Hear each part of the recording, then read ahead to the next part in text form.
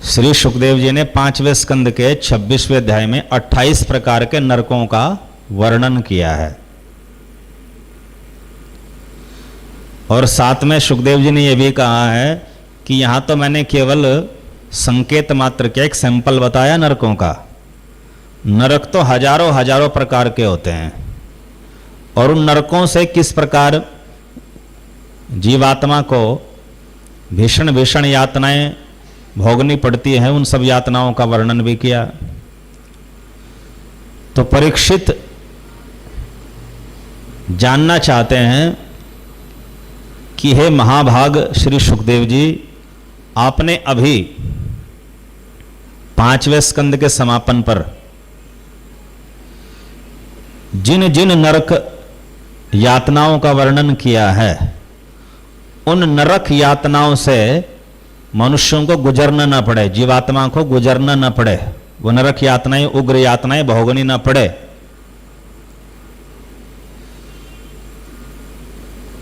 तो वह उपाय बताइए, उस उपाय का वर्णन कीजिए। व्याख्यातुम अर्हसि, आप जिस प्रकार से नरक यातना की व्याख्या करने में सक्षम हैं, उसी प्रकार नरक यातना भोगनी न पड़े उस उपाय का वर्णन करने में भी आप सक्षम हैं।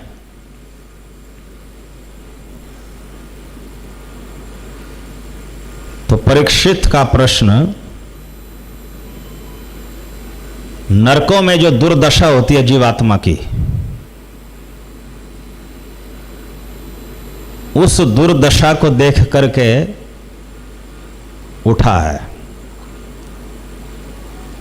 परीक्षित परम दयालु हैं। जब उन्होंने देखा कि ये पाप करने से ये नरक भोगना पड़ता है, ये पाप करने से ये नरक भोगना पड़ता है, और नरकों की यातनाएं बड़ी भीषण उग्र है, नानोग्र यातनान, नाना उग्र यातनाएं, उग्र बहुत भीषण, बहुत भयंकर, बहुत डरावनी यातनाएं, भांति भांति की यातनाओं का सुखदेव जी ने वर्णन किया।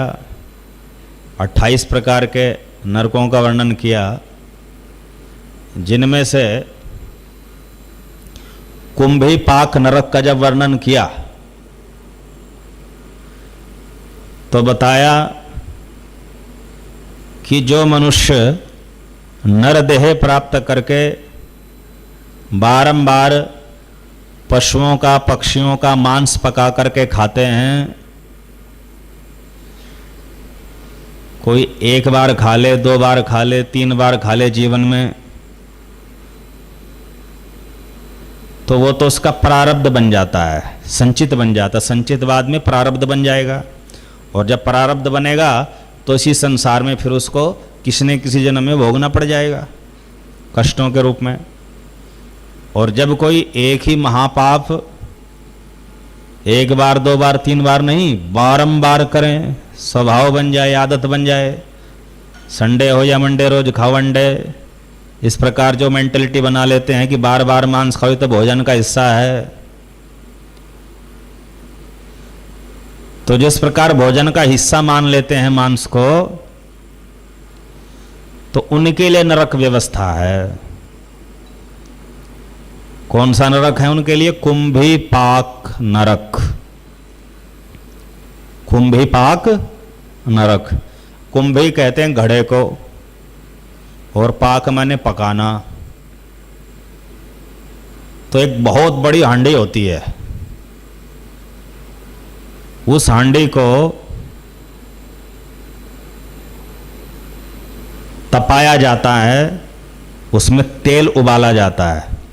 तो उबलते तेल की उस हांडी में उस मांस भक्षक को, जिसने बारंबार जीवन भर मांस खाया था, प्रोटीन का रिच सोर्स मान करके, ये रिच सोर्स है प्रोटीन का, सोयाबीन जो सबसे बड़ा रिच सोर्स है उसको तो पछाड़ दिया, पीछे छोड़ दिया। प्रोटीन का रिच सोर्स मांस से मिला उसे।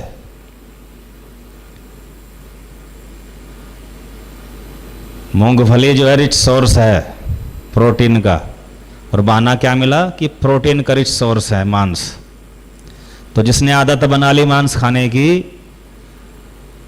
तो ऐसे मनुष्य को मरने के बाद यमराज के दूत कुंभी पाक नरक में डालते हैं। अब कुंभी पाक नरक में उसको वैसे तला जाता है जैसे तेल में पकोड़े तले जाते हैं। अब यहां प्रश्न उठेगा कि गीता में कहा गया शरीर तो यही नष्ट हो जाएगा,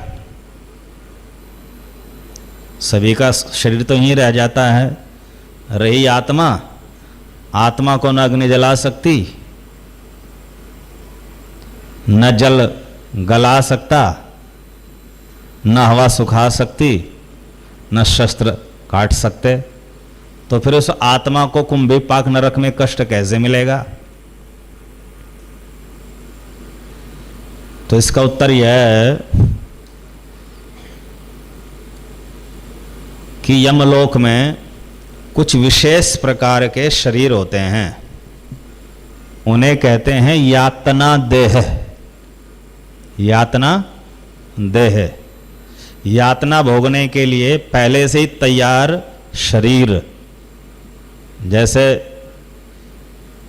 किसी शोरूम पर जाकर के अपने साइज का कपड़े वगैरह रेडीमेड कपड़े पहने और वहीं से पहन के निकल जाओ, टाइम भी नहीं लगता। और वैसे आप बाजार में जाओगे कपड़े की दुकान पर, वहाँ से कपड़े का थान खरीदोगे मनपसंद, उसमें समय लगेगा, फिर टेलर मास्टर को दोगे, वो भी कई दिन लेगा, तब जा कर के आपके हाथ में कपड़े आएंगे।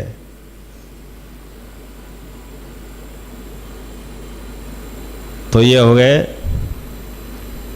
विधि पूर्वक बने हुए कपड़े।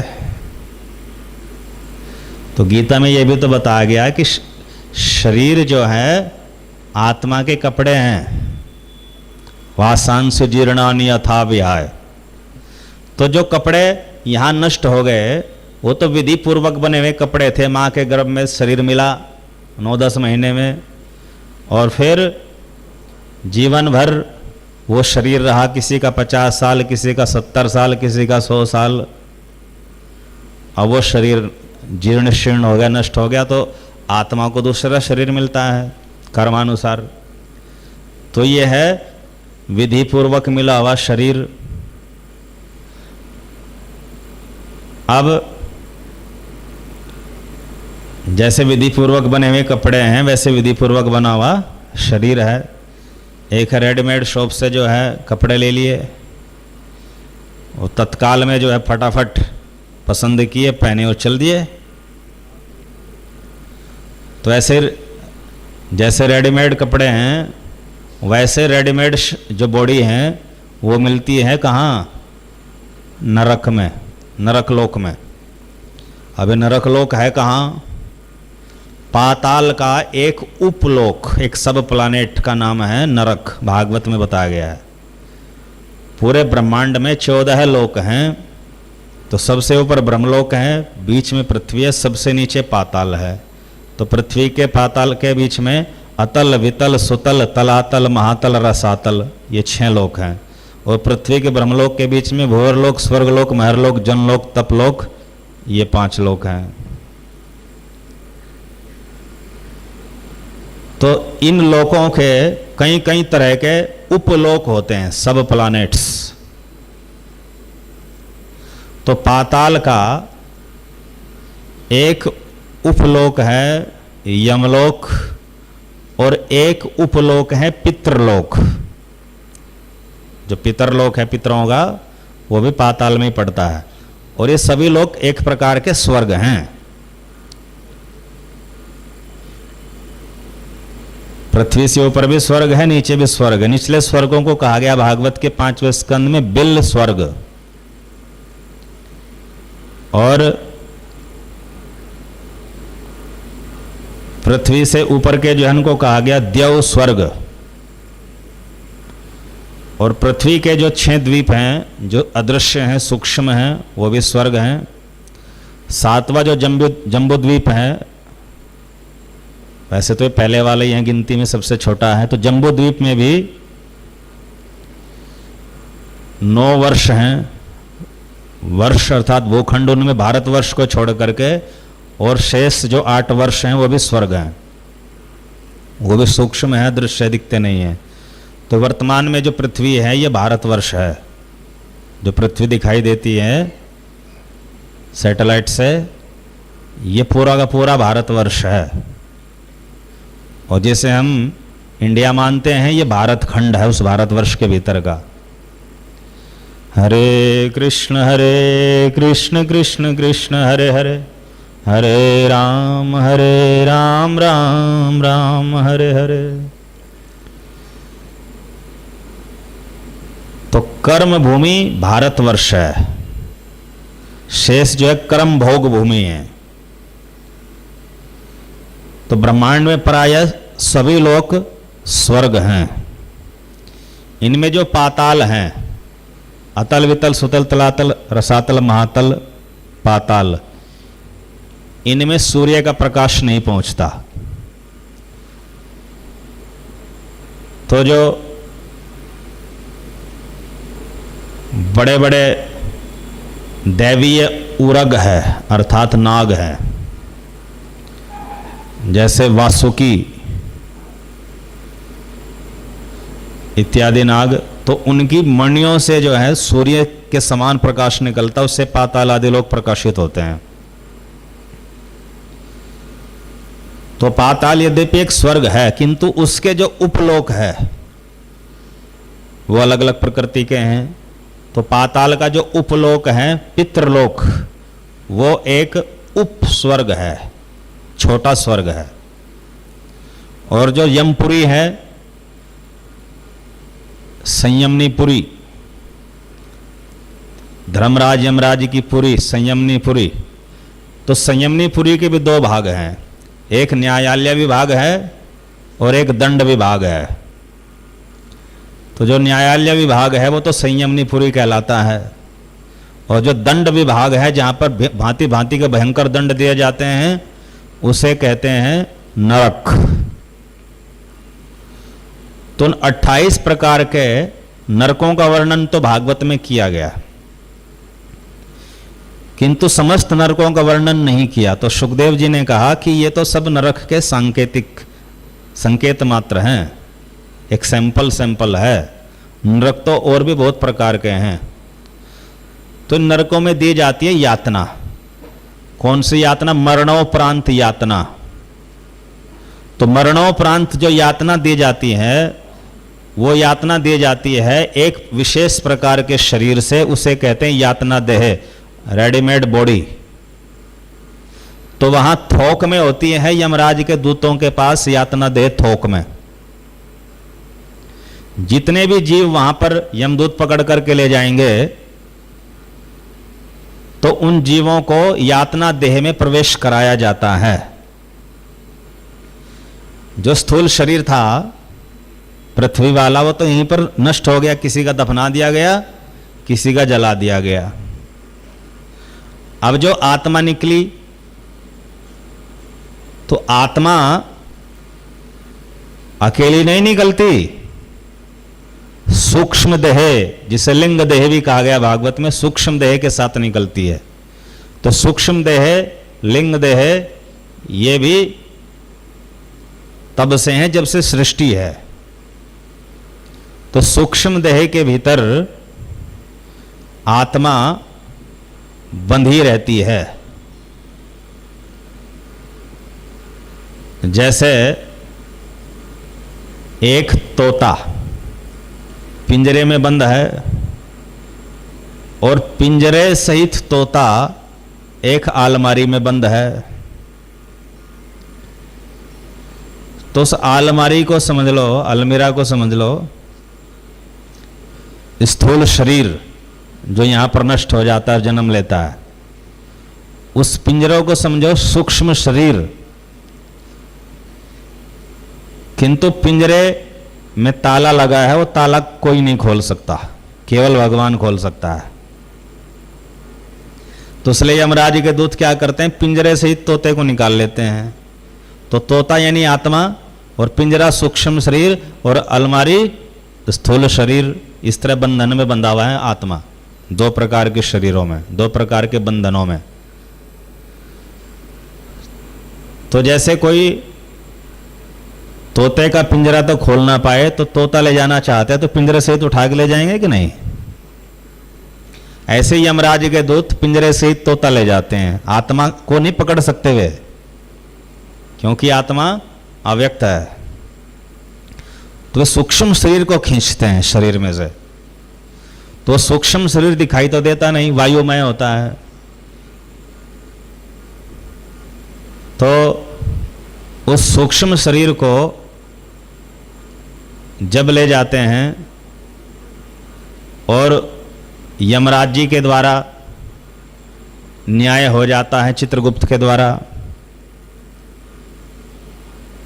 तो वहां पर कर्म साक्षी, पाप कर्म के साक्षी भी अपना जो है गवाही देते हैं। तो पृथ्वी जल अग्नि वायु आकाश, इन पंच तत्वों के जो देवता हैं वो कर्म साक्षी होते हैं। सूर्य चंद्रमा ये कर्म साक्षी होते हैं। काल पुरुष कर्म साक्षी होता है। दिन और रात के अधिष्ठात्री देव देवियां ये कर्म साक्षी होते हैं। दिशाओं के देवता दिक्पाल वो कर्म साक्षी होते हैं। तो कर्म साक्षी से साक्षी ली जाती है, उनको विटनेस बनाया जाता है। यमराज की ओर से चित्रगुप्त उसके सभी कर्मों को, जो पाप पुण्य हैं उनका ब्यौरा प्रस्तुत करते हैं यमराज के सम्मुख। यमराज को धर्मराज भी कहा गया क्योंकि धर्म के अनुसार न्याय करते हैं। तो धर्मराज जी को भगवान विष्णु की ओर से एक विशेष शक्ति प्राप्त है कि वे किसी के भी अंतःकरण में प्रवेश कर सकते हैं, किसी के भी सूक्ष्म शरीर में प्रवेश कर सकते हैं। और सूक्ष्म शरीर में उसके पूरे जीवन के जो कर्म हैं एक क्षण भी नहीं लगाते, उतने में बता देते हैं कि इसको क्या अगला जीवन देना चाहिए, इसको किस प्रकार से दंड मिलना चाहिए। अब जिस व्यक्ति ने कोई महापाप जैसे मांस भक्षण करने का बारंबार किया है, जीवन भर किया है, प्रोटीन का रिच सोर्स मान करके, तो उसको यमराज के दूत स्वाभाविक ही अपने स्वामी यमराज के मनोभाव को समझ लेते हैं। चलो भाई इसको पहले कुंभी पाक नरक में ले जाया जाए। अब कुंभी पाक नरक में सूक्ष्म शरीर तो तला नहीं जा सकता क्योंकि वो तो वायु में होता है, आत्मा का कुछ बिगड़ता नहीं। तो इसलिए वहां पर उसे एक यातना देह होती है, रेडीमेड बॉडी। वो यातना देह देखने में मनुष्य जैसी होती है। एक मनुष्य का शरीर 18-20 साल में तैयार होता है और वो वहां 1 सेकंड में नहीं लगता उनको। उस सूक्ष्म शरीर सहित आत्मा को उस रेडीमेड स्थूल शरीर में प्रवेश करा दिया जाता है, वो जीवित हो जाता है। जीवित हो गया, अब उसको जब डंडे पड़ेंगे तो चोट लगेगी, भूख लगेगी, प्यास लगेगी, तो उसको उठा करके न चाहते हुए फेंका जाता है कि भाई तुमने जो है बहुत मांस खाया पशुओं का, पक्षियों का, चल अब तू देख कैसी फीलिंग आती है कुंभी पाक नरक में तले जाने से। अरे भाई इसमें तो मैं जल जाऊंगा। बोले हाँ जल करके तो हिसाब पूरा होगा। और उठा करके बलपूर्वक यमदूतों ने फेंक दिया कुंभी पाक नरक में। अब वो चिल्लाता है, तड़पता है, चीत्कार करता है, कोई उसकी पुकार वहां सुनता नहीं है, क्योंकि जिन पशुओं का पक्षियों का मांस खाया था उसकी कौन सा उसने सुनी थी चीत्कार। अब उसका शरीर तल भुन जाता है, मर गया। सूक्ष्म शरीर को निकाल लिया बाहर। अब जो पुराना शरीर बचा तला भुना, तो नरक के विशेष प्रकार के हिंसक पशु होते हैं। उन हिंसक पशुओं को खिला दिया, उसका मांस फेंक दिया। अब दोबारा फिर से उसको यातना देह में डाला गया, फिर जीवित हो गया, फिर फेंक दिया कुंभे पाक नरक में, फिर चिल्लाया, तड़पा। तो ये प्रक्रिया तब तक दोहराते रहेंगे यमदूत जब तक कि उसका मांस खाने वाला जो बारंबार का हिसाब है वो पूरा न हो जाए। लगभग 2 या 3 बार को छोड़ देंगे, 2-3 बार तक को छोड़ देंगे। वो बन करके उसका प्रारब्ध फिर वो किसी न किसी शरीर में भोगना पड़ेगा। अब जिसने जीवन में 1 बार खा लिया, 2 बार खा लिया, 3 बार खा लिया मांस, तो वो क्रियामान कर्म हो, क्रियामान पाप हो गया। क्रियामान पाप संचित पाप उसके सूक्ष्म शरीर में सेव हो जाएगा। फिर वो संचित पाप जो अगले किसी जन्म में उसका प्रारब्ध बन जाएगा, तो वहां भोगना पड़ जाता है। तो जिसने बारंबार किया उसको, उसके लिए नरक है, 1, 2, 3 बार वालों के लिए नहीं है। 1, 2, 3 बार वालों के लिए तो वो प्रारब्ध भोगना पड़ेगा संसार में आकर के। हरे कृष्ण कृष्ण कृष्ण हरे हरे, हरे राम राम राम हरे हरे। अब समझ आया कि मरने के बाद आत्मा को पीड़ा कैसे दी जाती है? यातना देह के माध्यम से उसको पुनर्जीवित किया जाता है वहां। ये मत सोचना कि यही नष्ट हो गया, आगे कुछ नहीं कष्ट मिलने वाला।